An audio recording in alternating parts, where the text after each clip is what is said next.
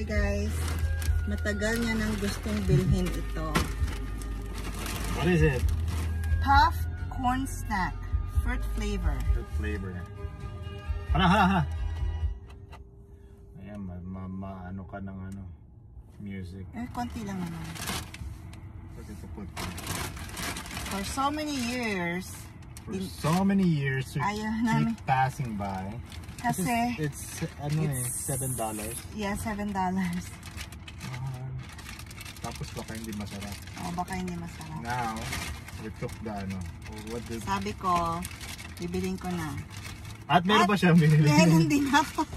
Ang laki. They can see you. Ano tawag to? Pepero? Pepero. Ganito.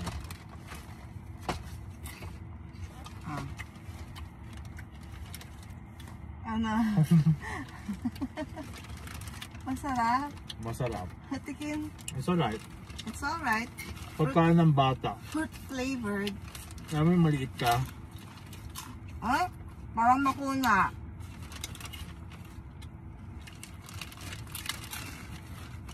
Yeah. Bakit talaga? Ganun talaga. Okay, buksan natin pa. Ano pagawa? Buksan natin. I love it. Meron din magkakain yan. Ano ba ano siya? Parang cereal. Akala ko malaki.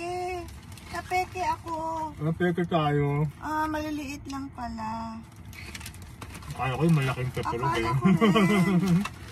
Sabi kasi misleading. Anyway, $6.99 din to. Okay, that's all folks.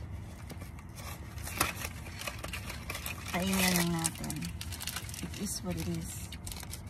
Masarap. Buksan mo nga. Napeke.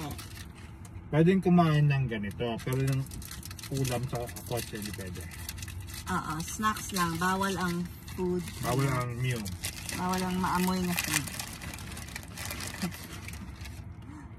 Kasi bago yung aming kotse. Bye-bye.